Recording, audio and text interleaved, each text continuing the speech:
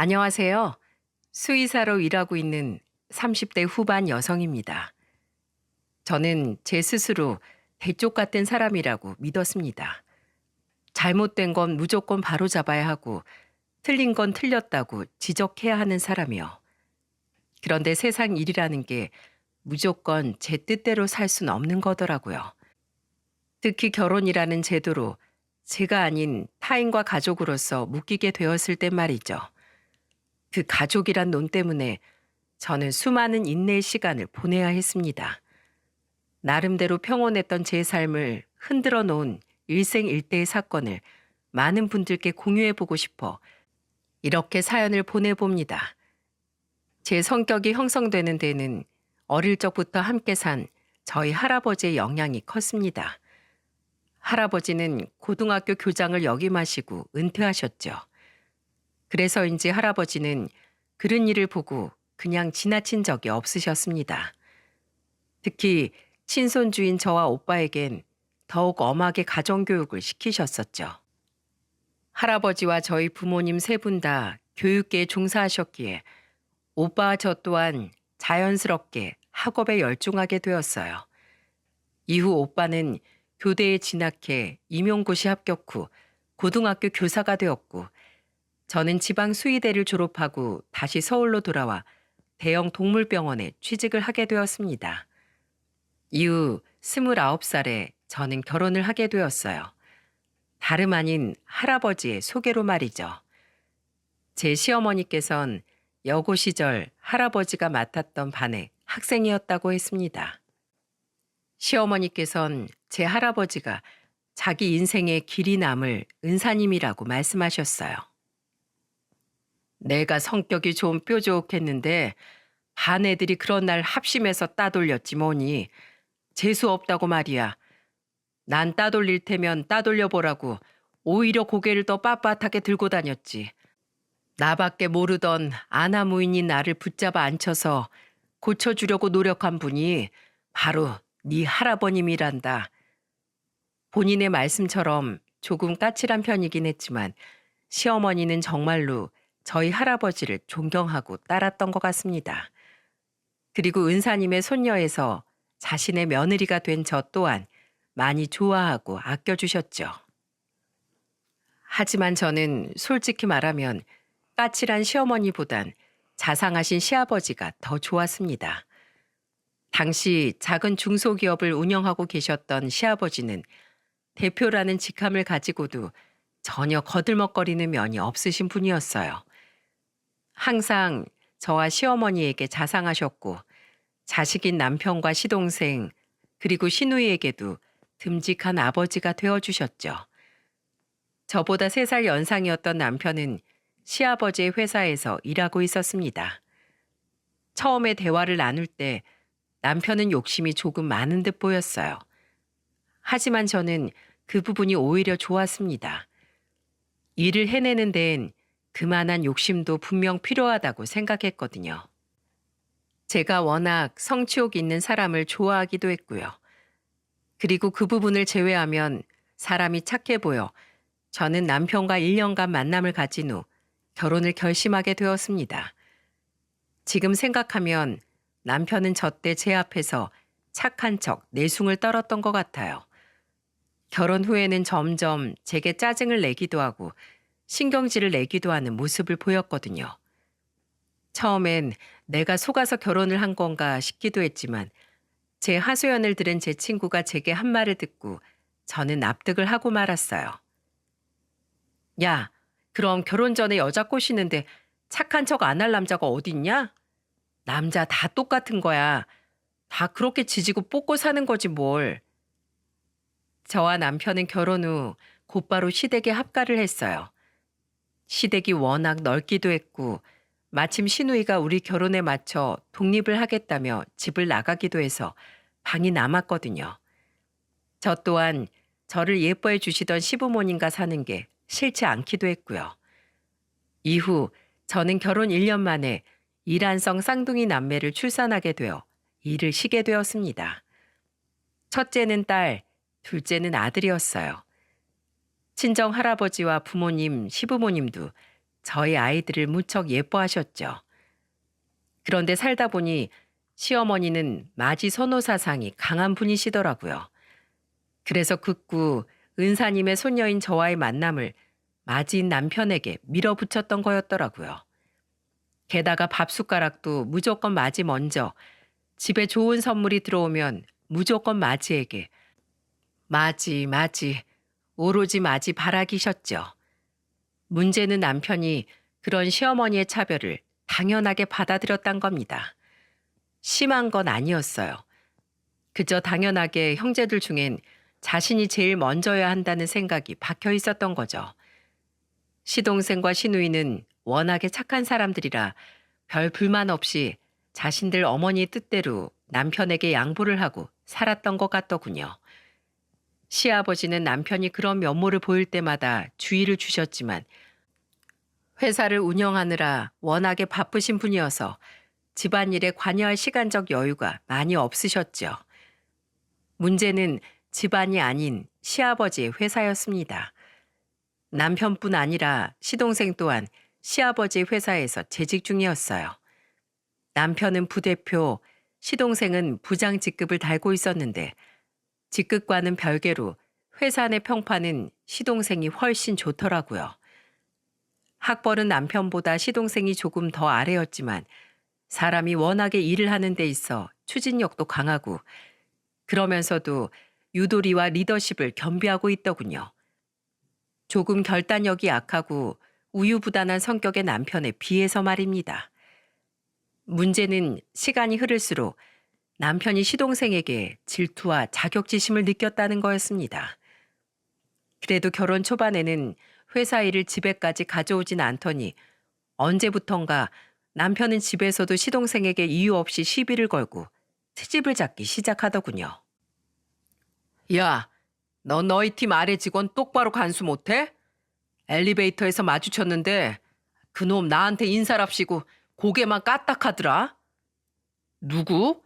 이번에 새로 들어온 주인 말하는 건가? 몰라. 부대표가 새로 들어온 직원까지 일일이 알아야 돼? 가뜩이나 일도 많아서 피곤한데. 아무튼 너 똑바로 좀 해. 설마 일 좀 잘한다고 부대표인 나를 깔보거나 하는 건 아니지? 에이 형, 무슨 말을 그렇게 해. 내가 그 직원한텐 잘 말할 테니까 노염 푸시고 얼른 식사 잡수세요, 부대표님. 하지만 시동생은 익숙한 듯 남편의 말을 아무렇지도 않게 받아 넘겼어요. 서로 주고받는 모양새를 보아하니 남편의 저런 생트집이 비단 집에서만 그랬던 게 아닌 것 같더군요. 하루는 거실에서 다 같이 둘러앉아 과일을 먹고 있던 때였어요. 남편이 화장실에 다녀오는 사이 시아버지와 시동생이 회사 일 관련해서 무언가 이야기를 나누고 있었어요. 그런데 그 모습을 본 남편이 대뜸 둘 사이에 끼어들어 이러는 겁니다. 뭐야? 왜 회사 일을 부대표인 저 빼고 둘이서만 얘기해요, 아버지? 그리고 이 내용은 제가 모르는 내용인 것 같은데요. 회사 일을 대표도 아닌 네가 왜 다 알아야 하나?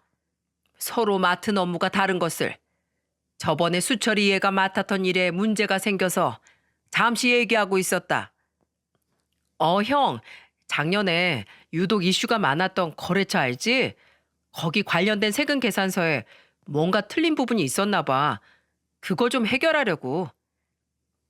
시아버지와 시동생의 이야기를 들은 남편은 날이 섰던 조금 전 태도와는 다르게 갑자기 파하하 하고 웃음을 터뜨리더군요. 그리고 남편이 한 말은 듣고 있던 제 표정을 저도 모르게 찡그리게 만들었어요. 보셨죠, 아버지? 매번 저한테만 실수한다고 뭐라고 하시더니 야, 김수철, 격리도 척척 처리하는 일을 부장이란 놈이 중간에서 놓쳤냐? 한심하다, 한심해. 숫자도 제대로 못 봐서 그 자리에 어떻게 앉아 있을래? 아버지, 저런 놈은 자천시켜서 다시 밑바닥부터 배우게 해야 돼요. 남편은 무슨 일인지 제대로 알지도 모른 채 그저 시동생이 참여했던 일에 문제가 생겼다는 단편적인 말만 듣고 무작정 시동생을 까내리더군요. 그것도 무척이나 신이 난 태도로 말입니다. 저건 누가 봐도 자격지심 아닌가요? 제가 눈살을 찌푸리는데 시아버지는 남편의 말에 기가 찬 말투로 대꾸하셨어요. 야, 임마! 이건 그쪽 업체 책임이지 수철이 책임이 아닌데 무슨 소리야?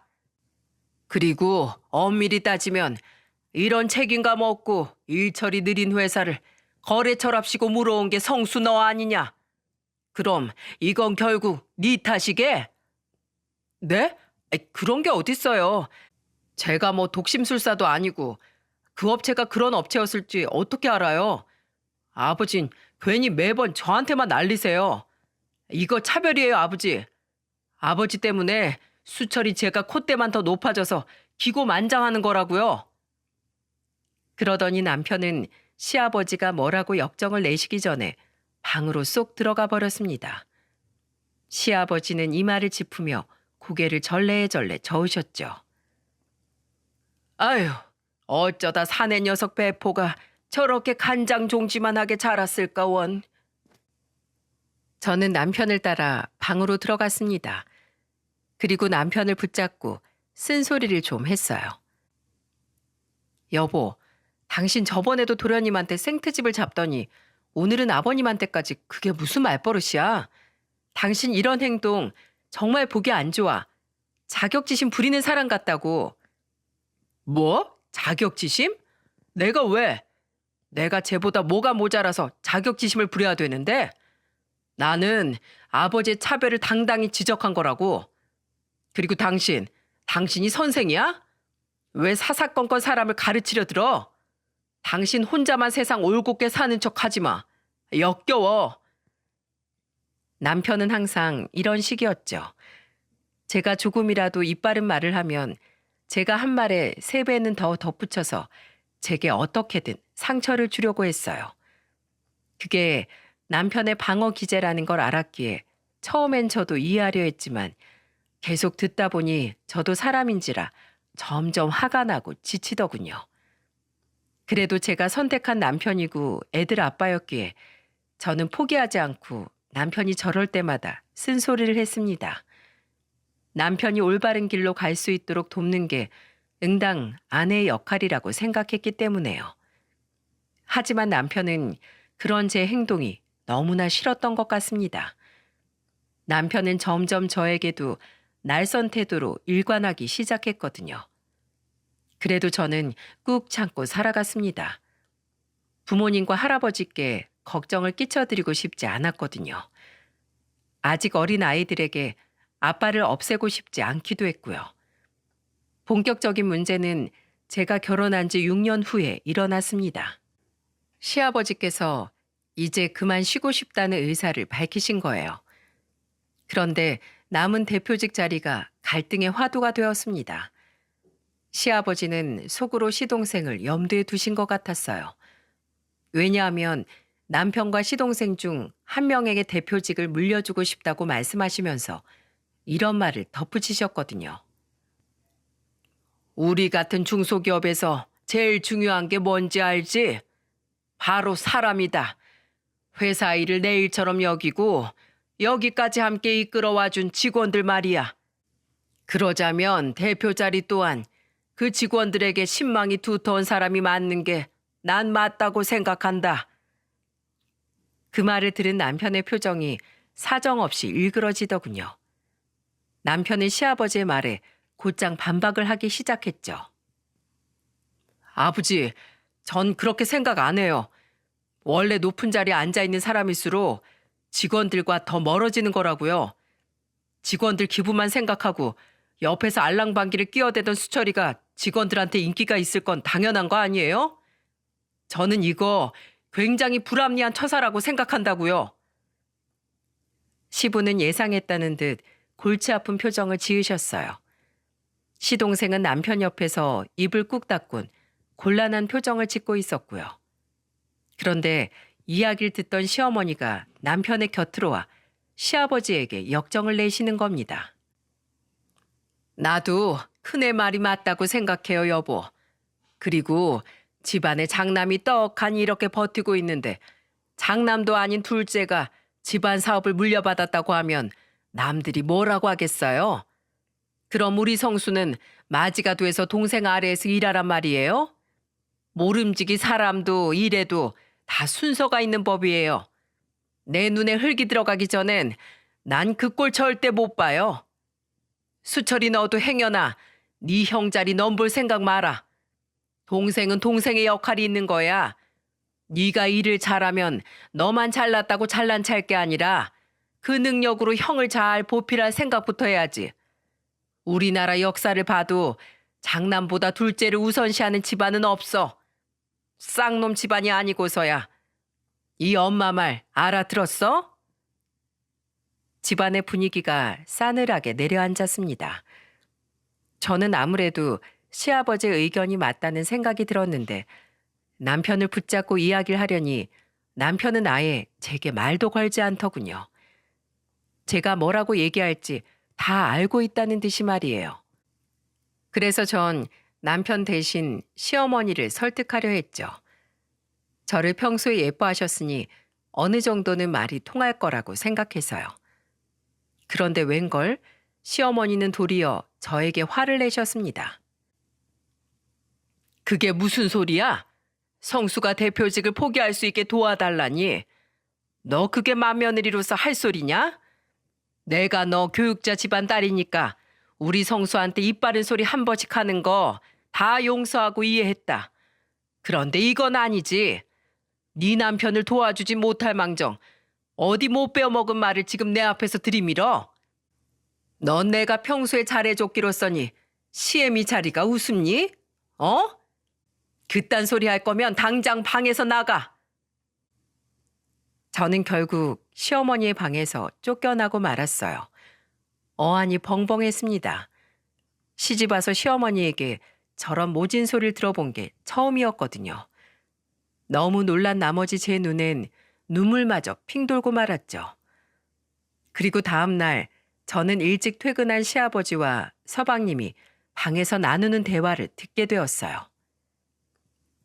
아버지, 형한테 대표 자리 넘겨주시는 게 좋겠어요. 제가 만약 대표 자리 앉게 되면 우리 가족 사이가 전부 멀어질 거예요. 우리 가족이 어떻게 될지 뻔히 보이는데 제가 어떻게 그 자리에 앉을 수 있겠어요. 대신 제가 엄마 말대로 형을 도와서 회사 잘 이끌어 나가볼게요. 그렇게 시아버지는 결국 남편에게 대표 자리를 넘겨주게 되었습니다. 남편의 대표 취임을 축하하러 회사에 간 날의 광경을 저는 아직도 기억해요. 형, 여기 대표 명패야. 대표 김성수. 어때? 멋지지? 앞으로도 잘 부탁해. 저와 남편 그리고 시동생 이렇게 셋이 있던 대표실에서 시동생은 남편에게 직접 주문 제작한 대표 명패를 건넸습니다. 남편과의 관계를 최대한 잘 이어나가려는 시동생의 노력이 느껴져 속으로 참 뭉클했어요. 그리고 남편이 원하던 대표 자리를 가졌으니 이젠 정말 집안에 잡음이 없겠다 싶었죠. 하지만 이어진 남편의 말은 저를 무척이나 놀라게 만들었습니다. 남편은 명패를 책상 위에 아무렇게나 놓으며 이렇게 말했어요. 야, 너 앞으로 회사 내에서는 대표님이라고 불러. 존댓말도 꼬박꼬박하고. 알았어? 설마 직원들도 다 보는데 동생이랍시고 반말 찍찍 해댈 건 아니지? 시동생은 무한한 표정을 지으며 콧등을 극적였고 저 또한 그 자리에 있는 게 너무 민망해서 도망치고 싶었습니다. 남편에게 점점 정이 떨어졌어요. 사람이 왜 저렇게 갈수록 못나지는지 정말 안타깝기도 했고요. 이후 시아버지께선 회사 경영에서 손을 떼셨어요. 그리고 남편은 대표를 맡은 이후 무척이나 신이 난 듯 보였습니다. 제 얼굴 핀 것 좀 봐요. 요즘엔 제가 열심히 일한답시고 아주 새벽같이 나가서 밤늦게 들어오는 날이 잦습디다. 시어머니 말대로 남편은 정말 무척이나 열심이었어요. 항상 찡그리고 의기소침해 있던 모습과 다르게 남편의 표정은 점점 밝아졌죠. 반면 시동생은 조금 지쳐 보였지만 아무래도 시아버지가 회사 일에서 손을 떼셨으니 남편만큼 시동생도 힘들 시기라고 생각했습니다. 그렇게 회사는 큰 탈 없이 잘 굴러갔어요. 아니, 별다른 이슈가 없으니 다들 그렇다고 생각을 했죠. 남편이 대표가 된 지 8개월쯤 지난 후였습니다. 저는 남편이 대표 자리에 앉은 후 양가의 도움으로 동네에 작은 동물병원을 열게 되었어요. 유치원에 다니던 아이들은 시부모님이 하원을 도와주셨고요. 그날따라 병원에 사람이 없어 원장실에 멍하니 앉아 있는데 간호사가 원장실 문을 빼꼼 열고 제게 말하더군요. 원장님, 누가 찾아오셨는데요? 저는 의아한 표정으로 밖으로 나가보았습니다. 그리고 저를 찾아온 사람을 보고 저는 깜짝 놀라고 말았어요. 그분은 바로 남편의 수행비서 일을 하던 운전기사님이었어요. 50대 나이의 기사님은 시아버지 회사에서 20년 가까이 일을 하신 분이었어요. 정확히 말하자면 시아버지가 대표이실 적 쭉 시아버지 곁에서 운전을 하신 분이었죠. 시아버지가 대표직을 내려놓은 이후엔 남편의 수행비서 일을 하고 계셨고요.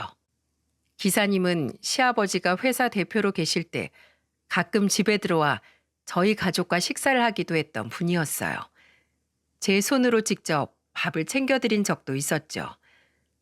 그럴 때마다 항상 머쓱하게 웃으며 감사하다고 말씀하신 얼굴이 얼마나 인자해 보였는지 모릅니다. 그런데 남편이 대표가 되고 나서부터는 차츰 웃음기가 없어지셨고 가끔 집 앞에서 마주친 제게도 경계심 어린 눈빛을 보이셨어요. 저는 갑자기 기사님이 변한 이유를 몰라 남편에게 물어봤지만 남편도 어깨를 으쓱할 뿐이었고요. 그랬던 분이 대뜸 집도 아닌 제 병원으로 찾아왔으니 제가 놀랄 수밖에요. 기사님, 오랜만에 봬요. 여기까진 어쩐 일이세요? 네, 사모님, 안녕하세요. 저 드릴 말씀이 있어서 이렇게 실례를 무릅쓰고 찾아왔습니다. 저한테 할 말이 있으시다고요? 일단 이리로 앉으시고 잠시만 기다려주세요. 기사님의 어두운 표정을 보고 저는 우선 기사님을 응접실로 모셨습니다. 시간을 보니 벌써 7시가 넘었더라고요. 어차피 사람도 없던지라 저는 간호사를 일찍 퇴근시키고 병원 문을 잠갔습니다. 그리곤 물 한 잔을 가지고 기사님이 계시는 응접실로 향했죠. 기사님은 컵을 들어 물을 한 모금 마시더군요. 그런데 물을 마시는 기사님의 손이 사시나무 떨리듯 덜덜 떨리더라고요. 게다가 이마에는 어디서 다쳤는지 큰 거즈도 붙어 있었고요. 무슨 일이 있어도 있다 싶어 저는 기사님께 조심스럽게 물었습니다. 아저씨, 무슨 일 있으세요? 침착하시고 그냥 편하게 말씀해 주세요. 괜찮아요. 그러자 제 말에 기사님은 차츰 눈시울을 붉히시더군요. 도대체 무슨 말씀을 하시려고 저러시나 제가 걱정스러운 반, 긴장된 반으로 기사님을 바라보고 있자니 드디어 기사님께서 입술을 떼셨습니다. 저 오늘 사직서를 낼 예정이에요. 도저히 대표님, 아니 그 사람과는 일할 수 없을 것 같습니다. 사모님 남편 정말 사람도 아니에요. 제가 우리 원래 대표님, 그러니까 사모님 시아버님과 인연이 깊어 여태 버텼지만 더 이상은 못하겠습니다. 저 양심 고백하러 왔어요, 사모님. 사모님도 그냥 대표님하고 이혼하세요. 너무 뜬금없는 기사님의 말에 저는 무척이나 당황했어요.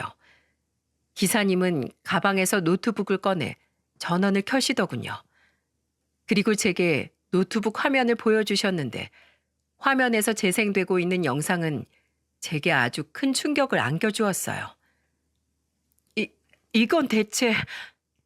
그건 바로 남편의 차에 달린 블랙박스 영상이었어요. 그리고 그 안에서 남편은 삼촌뻘인 기사님에게 존칭이 아닌 야, 너 하며 하대를 하고 있더군요. 야, 이 새끼야, 똑바로 운전 안 해? 그냥 신호 무시하고 가란 말이야. 급해 죽겠는데. 어? 이야, 이 새끼 진짜 지나갔네. 야, 너 방금 신호 위반한 거 과태료 나오면 네가 다 내. 알았어? 아우, 아버지만 아니면 저 답답한 늙은이 빨리 잘라버리고 싶은데 진짜. 저는 너무 놀라 두 손으로 제 입을 틀어막았습니다. 함께 화면을 지켜본 기사님은 말없이 다음 영상을 재생시켰어요. 그 영상에서 뒷좌석에 앉은 남편은 기사님이 있는 운전석을 발로 팍팍 차고 있었습니다. 아우 진짜. 야, 내가 향수 같은 거 좀 뿌리고 다니라고 했지? 차에서 늙은이 냄새 난다고. 내가 회사에서 스트레스 받고 차에서까지 이딴 역겨운 냄새를 맡아야 돼? 그러더니 마지막엔 기사님의 뒤통수를 후려치기까지 하더군요. 그 모습을 보는데 경악스럽다 못해 기사님이 불쌍해서 눈에 눈물이 고였어요. 기사님, 이게 다 뭐예요? 저 사람 왜 저래요? 네? 기사님, 여태까지 이렇게 일하셨던 거예요? 울음 섞인 제 말에 기사님은 그렇다고 말씀하시며 고개를 주워기셨습니다. 그리고 기사님도 울먹이며 이렇게 말씀하셨어요. 처음엔 참으려고 했습니다. 아직 자식들이 자리를 못 잡아서 웬만해선 운전대를 놓지 않으려고 했어요. 그런데요, 사모님, 저 더 이상은 못 참겠습니다. 저 오늘 이 말을 5바늘이나 꿰매고 왔어요. 대표님이 던진 유리컵 피하려다 넘어져 책상에 박았죠. 사모님 남편은 절 아예 인간 이하로 취급하고 있습니다. 게다가 사모님, 이게 끝이 아닙니다. 기사님은 덜덜 떨리는 손으로 다음 영상 파일을 재생하더군요. 전 이번에도 남편이 기사님에게 함부로 구는 화면이 나올 거라고 생각했는데 아니었습니다. 다음으로 틀어진 영상을 보고 정말 저는 기함을 했어요. 남편은 야한 옷을 입은 여자와 함께 술에 취해서 차를 타더군요. 심지어 영상마다 여자들은 전부 다른 사람이었어요. 게다가 날이 밝을 때 매일 다른 여자를 데리고 교회로 놀러 다니는 모습들도 있었어요. 운전자는 전부 기사님이었고요. 그리고 마지막 영상에선 남편이 기사님에게 으름장을 놓는 음성까지 아주 선명하게 녹음이 되어 있었습니다. 아저씨, 이거 우리 집에 말하면 당신 당장 밥줄 끊기는 거야. 알았지? 그뿐이야? 내 인맥 동원해서 당신 모욕죄, 무슨 죄란 죄는 다 붙여서 법적으로 망하게 할 거야. 나 한다며 하는 사람인 거 알지? 조심해. 그게 마지막 영상이었어요. 저는 입을 떡 벌린 채 할 말을 잃었고 기사님은 제 앞에서 죄인처럼 고개를 푹 숙이고 있었어요. 그리고 한 차례 침묵이 지나자 기사님은 울먹이며 제게 이렇게 말씀하셨습니다. 이 영상들은 전부 대표님 차 블랙박스 영상들 복사본입니다. 사모님께 드리려고 집에 있는 원본을 복사해 왔죠. 사모님, 대표님은 이렇게 집에다 회사에서 일한다는 핑계를 대고 술집 여자들과 함께 놀러 다녔어요. 사모님, 죄송합니다. 어떻게 보면 저도 대표님의 저런 행동에 동조한 나쁜 놈입니다. 사모님을 배신하는 것 같아서 저도 마음이 너무 안 좋았는데 잘리지 않으려면 저도 어쩔 수가 없었어요. 그리고 사모님, 회사 분위기가 너무 안 좋습니다. 직원들이 다들 퇴사하고 싶다고 난리예요. 저번엔 직원들을 불러 모으더니 대표에게 지켜야 할 예절법이라는 말 같지도 않은 걸 교육하더라고요. 작은 도련님이 대표님에게 계속해서 조언도 하고 설득을 하는데도 도통 들어먹질 않고 도리어 작은 도련님께 업무만 가중시켜 제 발로 뛰쳐나가게 하겠다고 벼르고 있어요. 저는 유독 피곤해 보이던 시동생의 얼굴이 떠올랐어요. 그리고 그것조차 남편이 일부러 시동생을 괴롭힌 짓의 결과물이라고 생각하니 정말 화가 치밀어 오르더군요. 제가 너무 화가 나 두 눈을 질끈 감는데 기사님이 제 손을 덥석 잡더니 제게 애원을 하지 뭡니까? 사모님, 제가 이 회사에서 20년을 몸담고 지냈습니다. 제 청춘을 바친 이 회사가 이대로 망하게 내버려 둘 수만은 없어서 거듭 고민하다가 이렇게 사모님을 찾아온 거예요. 사모님, 빨리 작은 도련님이나 원래 대표님이 대표 자리로 돌아가셔야 회사가 정상으로 돌아갈 것 같습니다. 이대로 있다간 정말 이 회사 망할지도 몰라요. 우선 알겠습니다, 기사님. 말씀하기 어려우셨을 텐데 어려운 발걸음 해주셔서 감사해요. 이 영상은 제가 꼭 유용하게 쓰도록 할게요. 저는 이를 뿌듯 깔고는 집으로 향했습니다. 시부모님은 그날 저희 애들과 함께 놀러 나가 집에 계시지 않았고 집엔 웬일로 남편과 시동생만 있더군요. 저는 남편에게 성큼성큼 다가갔어요. 그리고 소파에 앉아있는 남편의 뒤통수를 아주 세게 후려쳐버렸죠. 형수님. 뭐야? 황당한 표정으로 저를 보는 남편을 보고 저는 코웃음을 쳤습니다. 저는 남편에게 아주 싸늘한 표정을 짓곤 이렇게 말했어요. 아파? 그럼 아프지 안 아파? 당신 뭐 잘못 먹었어? 왜 대뜸 사람 뒤통수를 때리는 건데? 기분 나쁘게. 기분 나빠?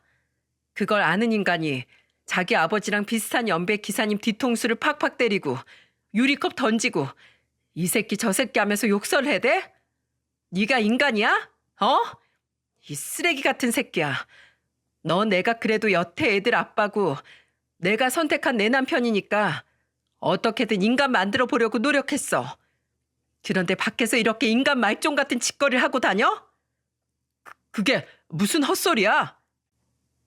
잔뜩 당황한 표정의 남편은 우선 딱 잡아떼자 싶었던지 오리발을 내밀더군요.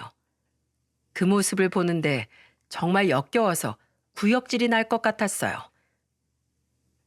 잡아뗄 생각하지 마. 당신 차에서 기사님한테 함부로 군 영상, 그리고 일한답시고 거짓말하고 술집 년들이랑 놀아난 영상 내가 죄다 가지고 있어. 이 한심한 인간아. 이따위로 굴려고 도련님한테서 대표직 빼앗아갔니? 네 마음대로 돈 펑펑 쓰고 직원들한테 갑질하고 싶어서? 야, 진짜 내가 어이가 없어서.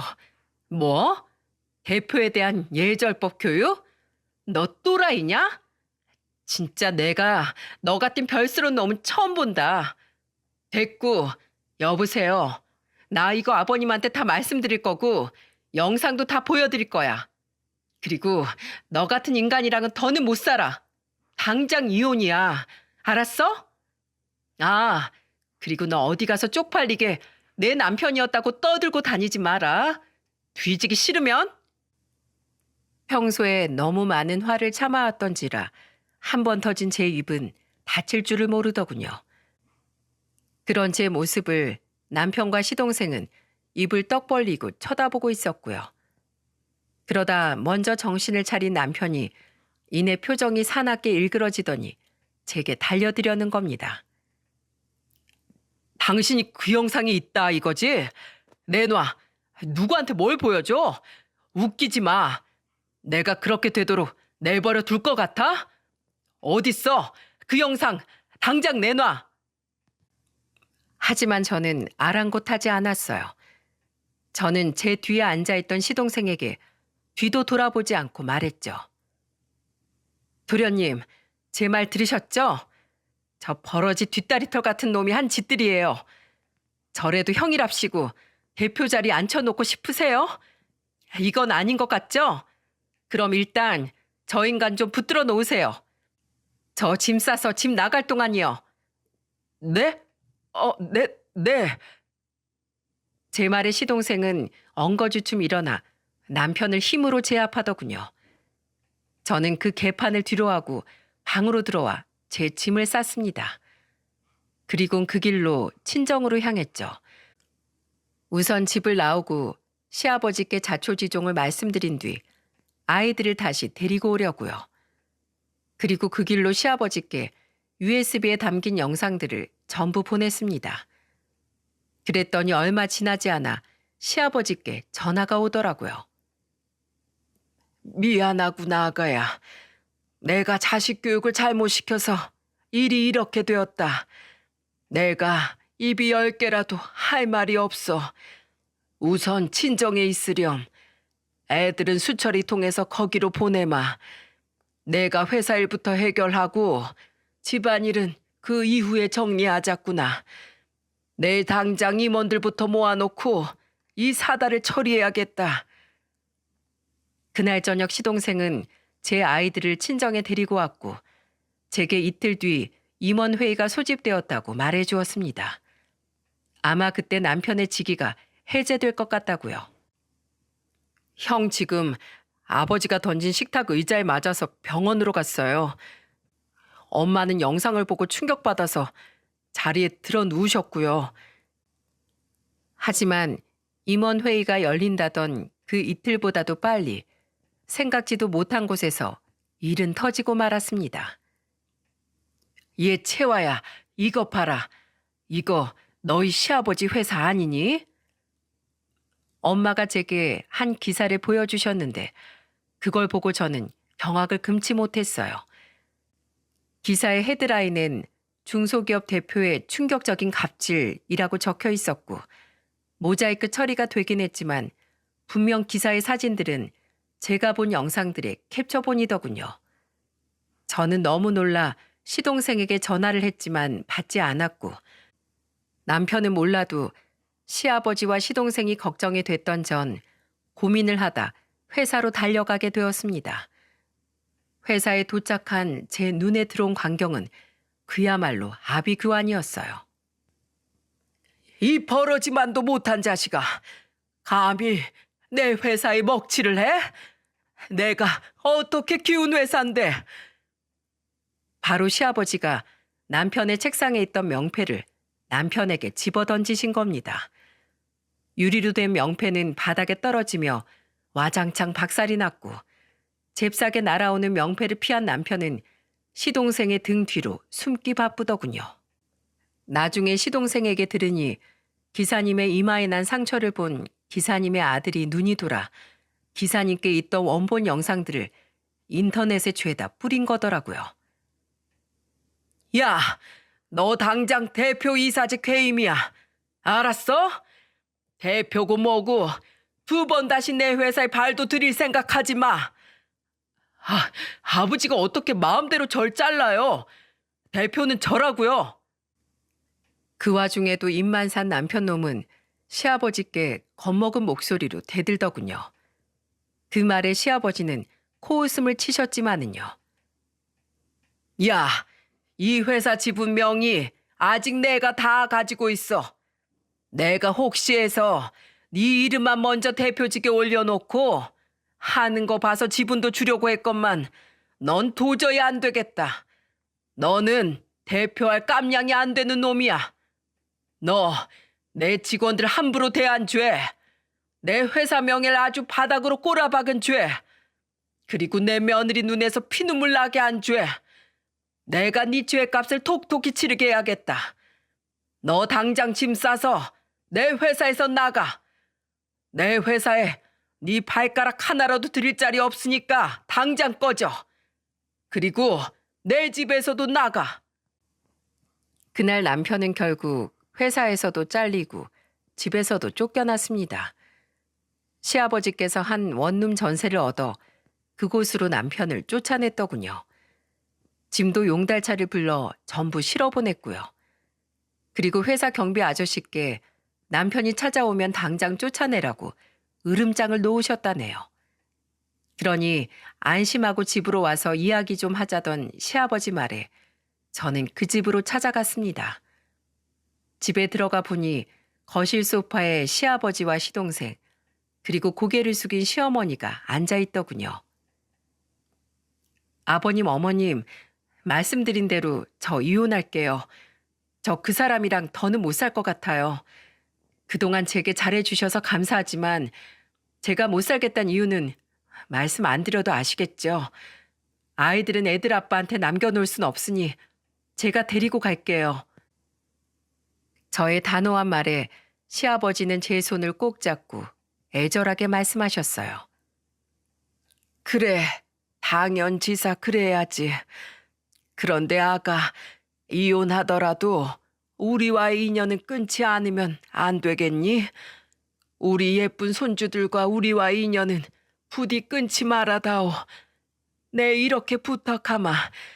그 대신 내가 애들 자라는 동안 드는 모든 경제적 지원들 다 해주마. 아가, 미안하다. 내가 내 아들을 괴물로 만든 것 같아. 너한테 너무 죄스럽구나. 시아버지께서 그렇게까지 말씀하시니 저는 알겠다며 고개를 끄덕였어요.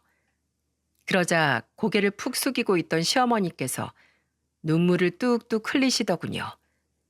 그리곤 흐느끼며 제게 갑자기 사과를 하셨습니다. 아가, 미안하다. 내가 미안해. 내가 큰애가 그렇게 인간이 덜 된 애인 줄 몰랐다. 난 그저 내 아집에만 눈이 멀어 있었어. 예전에 내가 너한테 못되게 말한 거 줄곧 마음에 담아두고 있었다.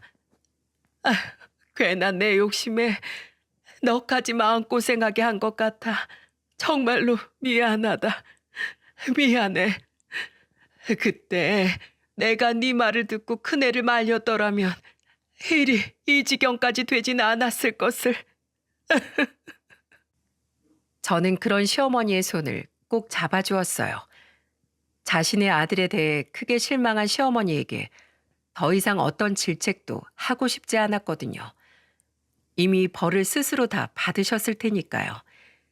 이후 저는 시부모님 덕에 무사히 협의 이혼을 했습니다. 그리고 회사의 대표직은 시동생에게 돌아갔어요. 이제야 대표직이 제 자리를 찾아간 거라고 전 생각합니다. 또한 다행히 남편이 잘리고 난 후 기사님의 간곡한 부탁으로 기사님의 아들이 영상을 전부 내렸어요. 기사 또한 기자님들에게 간곡히 부탁해 전부 내리게 되었고요. 기사님이 바랐던 건 남편이 대표 자리에서 내려오고 회사가 다시 안정되는 것뿐이기 때문이겠죠. 그리고 시아버지는 집으로 온 기사님께 무릎 꿇고 머리를 땅에 대며 진심으로 사과를 하셨다고 하네요. 기사님은 오히려 자신이 부덕한 탓이라며 회사에 누가 된 건 아닌지 걱정을 하셨다고 하고요. 끝까지 회사를 생각해 주신 기사님께 시아버지는 퇴직금 명목으로 큰 돈을 챙겨주셨다고 합니다. 기존 퇴직금에 훨씬 더 큰 웃돈을 얹어주셨다고요. 솔직하게 말하면 그 돈을 받지 않으신다고 할까봐 기사님께는 그 사실을 비밀로 했다고 하네요. 그리고 이혼이 마무리된 지 얼마 지나지 않아 남편에게서 전화가 왔습니다. 저 또한 아이들 문제로 이야기할 것이 있어 전화를 받았죠. 그런데 남편은 제가 전화를 받자마자 대뜸 이 지랄을 떠는 겁니다. 여보, 잘 지냈어? 우리 마지막이 좀 안 좋았지? 여보 미안해. 다 나 잘 되라고 했던 당신의 말들이 이제야 생각이 나서 나 하루하루 너무 후회하고 있어. 나를 생각해 주는 건 당신밖에 없었는데 말이야. 그래서 말인데 여보, 나 이제 정말 정신 차렸거든? 내가 당신한테 사과하는 거 보면 알겠지? 어? 그러니까 당신이 나에 대해서 아버지한테 말 좀 잘해주면 안 돼? 아버지가 당신은 참 좋아하시잖아. 나 회사랑 집에 좀 다시 들어갈 수 있게 당신이 말 좀 잘해줘. 어? 내가 왜 이딴 원룸에서 살아야 해? 아버지가 나한테 이 원룸 전세금 먹고 떨어지래. 앞으로 살아생전엔 땡전 한 푼 줄 수 없으니 나 혼자서 잘 먹고 잘 살아보라셔. 집에 들어올 생각은 꿈도 꾸지 말라고. 참 한심해서 한숨이 나오더군요. 이런 놈을 제가 남편이랍시고 데리고 살았다는 게 창피했어요. 저는 남편에게 한마디를 하곤 전화를 끊었습니다. 용기 있으면 네가 네 발로 아버님 찾아가. 너랑 내 인연은 이미 예전에 끝났어. 너 같은 놈하고는 다신 상종하고 싶지도 않아. 그리고 웬만한 일 없으면 두 번 다시 나랑 애들 눈앞에 나타나지 마. 알았어? 그땐 네가 기사님한테 했던 것처럼 내가 네 머리통에 유리컵을 확 던져버릴 테니까. 이 말 하려고 전화 받은 거야. 그럼 잘 지내지 마. 안녕? 그게 마지막이었어요. 제가 이혼한 지도 벌써 몇 년이 지났네요. 남편에겐 더 이상 연락이 오지 않습니다. 그놈이 한동안 술을 먹고 새벽에 주구장창 제게 전화를 해대길래 제가 연락처를 차단했거든요. 제가 연락을 받지 않으니 나중엔 저희 부모님한테까지 연락했고 마지막으로 연락한 할아버지께 입에 담지도 못할 험한 욕을 들은 뒤론 강감무소식이네요. 대체 뭐라고 말씀하신 거냐고 할아버지께 물었지만 할아버지는 인간이 아닌 것들에겐 인간의 말이 아닌 말을 해줘야 한다며 웃으시곤 아무 말씀도 해주지 않으셨습니다. 아직도 가끔씩 사이가 좋았던 시동생에게 안부 전화가 와요. 애들은 잘 지내냐면서 말이죠. 저희 애들이야 뭐 다행히 자기 아빠의 못된 면은 안 닮았더군요. 지금은 둘 다 초등학교에 들어가 아주 건강하게 잘 자라고 있답니다. 시부모님께서도 가끔 손주들을 보러 찾아오세요. 그리고 오실 때마다 저희 부모님과 할아버지와 함께 식사도 하시고 장기도 두시며 오랜 시간을 보내다 가시곤 하죠. 그리고 저번엔 시부모님과 함께 특별한 손님이 한 분 왔는데요. 그게 누구였냐면 말이죠. 기사님, 그동안 잘 지내셨어요? 네, 오랜만이네요, 사모님. 은퇴한 시아버지와 호영호재하는 사이로 지내게 된 기사님께서 할아버지의 초대를 받아 저희 집에 놀러 오신 겁니다. 그렇게 양가 부모님들과 기사님, 저희 할아버지는 뜻이 잘 맞으시는지 저번엔 강원도로 어른들끼리 여행도 다녀오셨더라고요. 뭐 노년에 마음 맞는 친구들이 늘어난다는 건 좋은 일 아니겠어요? 저는 지금 여전히 동물병원을 운영하며 잘 살고 있습니다. 도리어 집에서 매번 전 남편을 마주치며 스트레스 받던 때보다 지금이 훨씬 좋은 것 같아요. 세상에 고쳐쓸 수 있는 인간이 정말 있는지 없는지는 모르겠지만 적어도 저는 더 이상 그런 놈을 갱생시켜 보겠다고 스트레스 받으며 노력하며 살진 않을 작정입니다. 그런 경험은 한 번으로도 충분하니까요. 물론 그런 분들은 거의 없으시겠지만 세상 모든 사람들이 제발 인간으로서 최소한의 도리는 지키며 살아가는 세상이 왔으면 좋겠습니다. 그런 아름다운 세상을 바라며 저는 이만 긴 사연을 마칠게요. 여기까지 들어주셔서 정말 감사합니다.